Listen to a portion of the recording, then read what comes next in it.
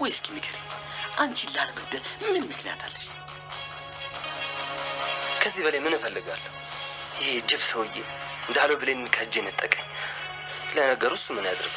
እሷ ናት እወድሃለሁ እያለች ሞኝ ያደረገች። ሁሉም ከህይወቱ እያስወጣኝ በሩን ይዘጋብኛል። እሺ አሁን ወዴት ነው የምሄደው? ተመልሼ እናቴ ጋር ወደዛ ድህነትና ጨለማ ህይወት ልመለስ? ምን አይነት እድለ ቢስ ነኝ! በአንድ ቀን ሁሉ ነገሬን አጣው። አውቃለሁ በድዬሻለሁ፣ ግን ለጓደኝነታችን ስትይ ይቅር በይኝ። ይሄንን ማንነት የሰጠሽኝ አንቺ ነሽ የቀየርሽኝ። ያችን ሴትዮ መሆን እራሱ አልፈልግም።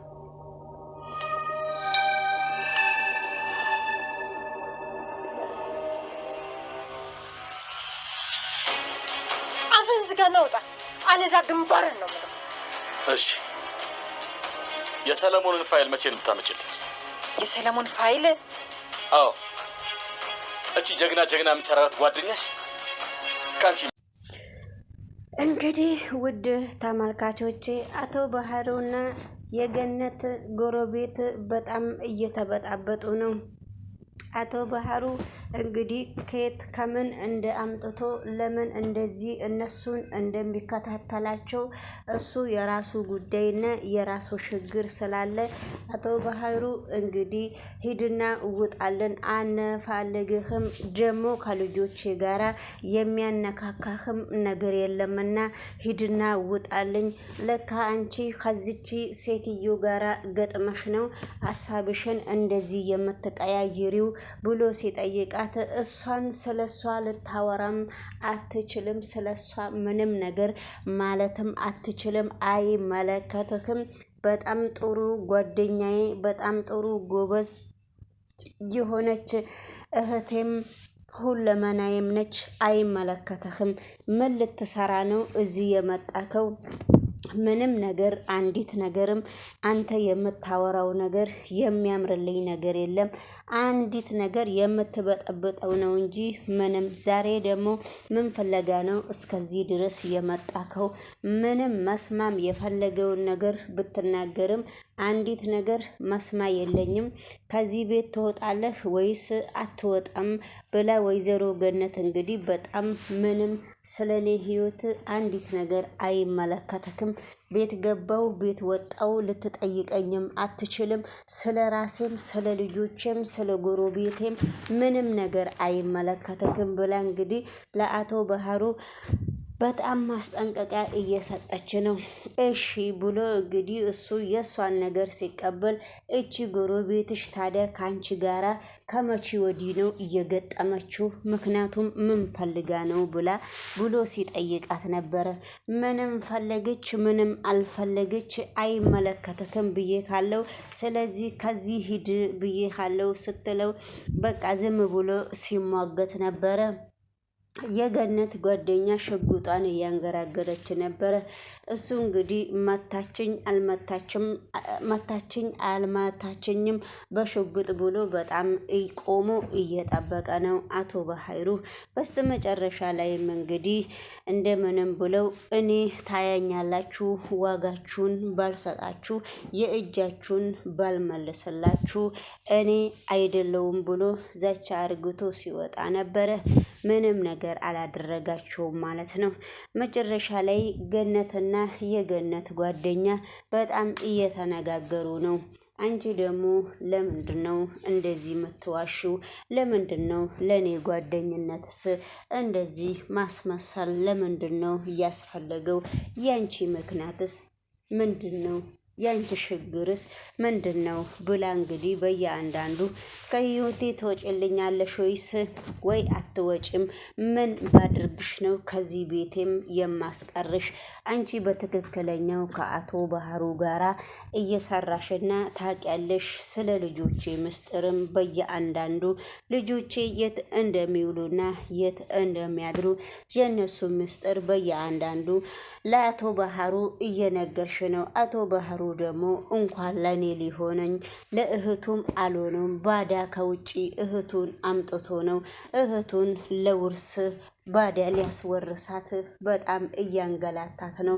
የኔ ልጆች ራሱ በሱ ሰበብ ነው እዛ ውስጥ የገቡት እንጂ የኔ ልጆች ጥሩ ናቸው፣ እግዚአብሔር ይመስገን ብላ እንግዲህ ውድ ተመልካች በጣም ለጎረቤቷ ከአቶ ባህሩ ጋራ አንቺ ያለሽና ከአቶ ባህሩ ጋራ አንቺ ገጥመሽ እንደዚህ አይነት አስተሳሰብ ያለሽ አልመሰለኝም ብላ ወይዘሮ ገነት እንግዲህ በጣም አስመሳይ ሰውነሽ፣ በጣም ነው የምታስመስዩ፣ በጣም ችግር አለብሽ፣ በጣም ነው የምትገርሚውና በጣም ነው የምታሳዝኙ ብላ እንግዲህ በየአንዳንዱ ለጓደኛዋ ስትነግራት ጓደኛዋ ደግሞ ምንም ነገር አላለችም፣ የራሷን ስራ ስለምታውቀው። ባለፈው ቪዲዮ ውድ ተመልካች ትዝ ካላችሁ ዳግም እች ሴትዮ ከአቶ ባህሩ ጋራ ነው ያየዋትና ከዚህ ከእናቴ ጋራ ምን ትሰራለች ብሎ ሲናገር ነበረ።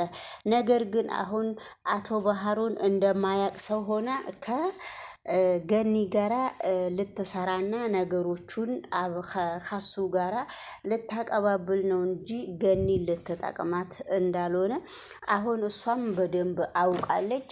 ስለዚህ አቶ ባህሩም በቃ ከሷ ጋራ እንዲጣሉና ገነትን ወደ ራሱ እንዲያመጣት ነው የምትፈልገው። ገኒ ደግሞ ለወይዘሮ ሰላምም አልበጃትም፣ ወንድሟ ነው ይሄ ወንድም ለእህት ያልበጀ ለኔስ ምን ያደርግልኛል በማለት እንግዲህ አስበው ነውና አንቺ ግን ደግሞ ወደዚህ ወደዛ እያልሽ በፍጹም ባታስመስይ በጣም ነው ደስ የሚለኝ ብላ አንዳንድ ነገሮቹን እየተናገረች ነውና እንግዲህ ውድ ተመልካች ነገሮቹ በጣም ከባድ እየሆኑ ነው ለሷ። ስለዚህ አሁን እሷ ሁሉም ነገር ወይዘሮ ገነትም ሁሉንም ነገር እንደነቃችባትና ለምንድን ነው አቶ ባህሩ ከሄደ በኋላ እንደዚህ ማስመሰል ምን ያስፈልገዋል? እኔ እሱ ፊት እንዳንቺ ማስመሰል ስለማልችል ስለተውኩሽ ነው እንጂ አንቺ ግን ምን ፈልገሽ ነው ብላ ወይዘሮ ገነት ስታዋርዳት ማለት ነው። ወደ ሌሎቹ ቪዲዮ እንግዲህ ሰላም ጤና ይስጥልኝ ውድ ተመልካቾቼ፣ ላይክ እና ሰብስክራይብ እያደረጋችሁ ገባ ገባ እያላችሁ ላይክ አድርጉ። እንግዲህ ወደ ሌሎቹ ቪዲዮ አብረን ስንሄድ ደግሞ ሌሎቹ ቪዲዮ ሳሚና ብሌን ሳሚ ብሌን ዳግም በጣም እየተሟገቱ ነው። ስለምን እንደሚሟገቱ እንግዲህ ሳሚ ብሌን ስር እያለ ነው። ብሌን እንግዲህ ሳሚ ወደ ኋላ ስንመለስ በጣም ብዙ ነገር ለብሌን በጣም ብዙ ውለታ ስለዋለላት እንግዲህ እሱ ያንን ውለታ ከብሌን ላይ በሌላ መንገድ ነው እየጠበቀ ያለ ይመስለኛል። እና ነገር ግን ሳሚ ከብሌን ስር በፍጹም ሊቀር አልቻለምና ሊዳሳትም አልቻለ። የሌላ ሰው ሆነ እንድትቀርም አልቻለም። የራሱ አርግቷት ቁጭ ለማድረግ ነው እየሞከረ ያለው። ግን እሱ ነገር በፍጹም አይሆንም። እሷም ካሁን በፊትም ደግማ ደጋግማ እኔ ሳሚ በሌላ ነገር አንተ የምትረዳኝ ከሆነ ነው እንጂ በእንድቺ አይነት እኔ ጥሩ ሰው አርጌ ነው አንተን የቀረብኩህ እንጂ ወደ ሌላ ነገር እንዳታስበው ብላ ስትናገር ነበረ። ሳሚ ግን መስመም የለውም። አሁን ደግሞ ከወይዘሮ ሰላሚና ጋራ እየተስማሙና ከወይዘሮ ሰላሚና ጋራ አንድ ቤት አንድ ግቢ ውስጥ ሳሚና ብሌንና ብሌን ሳሚ ወይዘሮ ገነት ወይዘሮ ሰላሚና ሆነው አንድ ግቢ ውስጥ አብረው እንዲኖሩና ተከራይተው እንዲኖሩ ነው እንግዲህ እያስፈቀዳት ያለውና ወይዘሮ ሰላሚና ደግሞ ምን ችግር አለው እያለች ነው። ዳግም ደግሞ እንዴት እኔ ለብሌን ቀለበት አርጌላት እሱ ደግሞ ለምንድን ነው እኛ የምንኖርበት ግቢ ውስጥ ወይዘሮ ሰላሚናስ ለምንድን ነው የፈቀደችለት? ወይዘሮ ሰላሚናም እንግዲህ ብትፈቅድለት ብሌን ለምንድን ነው ያልተናገረችው ብሎ ከዛ ቤት ውልቅ ብሎ ሲወጣ ነበረ ነገሮቹን ገና ሳይጨርሱ። ከዛ ወይዘሮ ሰላሚና ደግሞ ምን ሆኖ ነው ዳግም ወደ ውጪ እየሮጠ የሄደው? ምንድነው አይረጋጋም እንዴ ብላ ስትናገር ነበረ። ስለዚህ ብሌን ደግሞ ቁጭ ብላ ተነስታ ዳግም ስር በሌላው በርስ ወጥታ ዳግም ግን አንተ ምን ሆነህ ነው ያምካል ወይ ብላ ምን አይነት ነገር ነው ብላ ስትጠይቀው አንቺ እኔ ጤነኛ እንድሆንና እኔ ጤንነቴን አንቺ የምትፈልጊ አይነት ከሆንሽ ለምንድን ነው ቅድም ሳሚ አንድ ግቢ ውስጥ አብረን እንኖራለን ብለሽ ወይዘሮ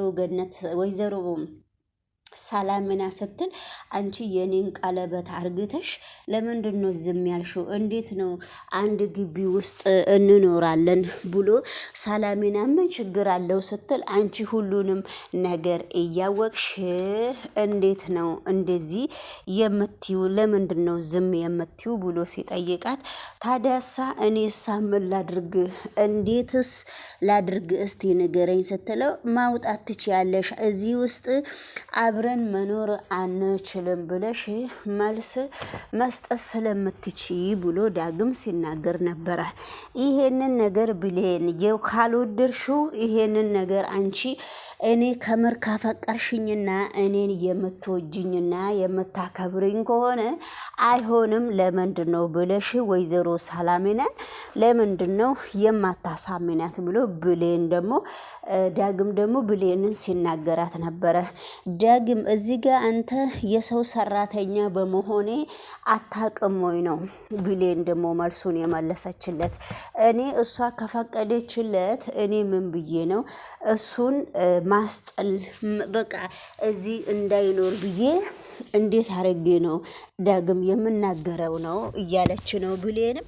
ዳግም ደግሞ አንቺ እንደዛ ብለሽ ካልተናገርሽ የእጅሽን ቀለበት እሱ እያየ አንድ ግቢ ውስጥ መኖር አይቻልም። ስለዚህ ዛሬም ነገም እዛ ግቢ ውስጥ እንዲውል እንዲያድር ስለዚህ እንድትተያዩ አንቺ ስለፈቀርሽ ነው እንጂ እሱ ብቻ አይደለም።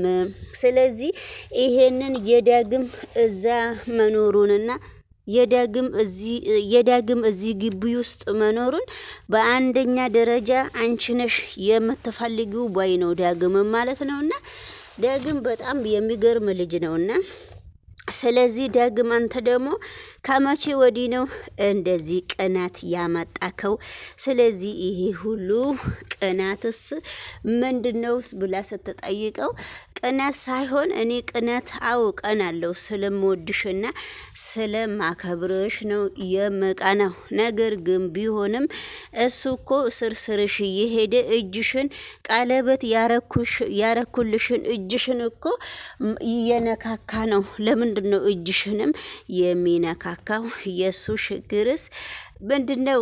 ስለዚህ ችግሩ ምንድነው ብሎ እንግዲህ ዳግም ሲሟገት ነበረና እንግዲህ ውድ ተመልካች እናንተ ደግሞ ዳግም እንደዛ ሲሟገት ዳግም እንግዲህ እኔ መፍትሄ አለው እለዋለሁ። ስለዚህ ዳግም አንዳንድ ነገሮችን የሚናገሩትን ነገሮች ደግሞ እውነት ነው የምለውና ስለዚህ እንግዲህ ሰላም ውድ ቤተሰቦች እንዴት ናችሁ? ደህና ናችሁ ወይ? እግዚአብሔር ይመስገን እኔ በጣም ሁሉ ሰላም ሁሉ መልካም ነው። እግዚአብሔር ይመስገን። እንግዲህ ይሄንን ቪዲዮ ላይክ እና ሼር እያደረጋችሁ ዩቲዩብ በጣም ነው ድራማው በጣም አስተማሪ ድራማ ነበረና ግን ልቦና የለንም የምናዳመጥበትና ላይክ መተን የምናደርግበት ምክንያት የለም።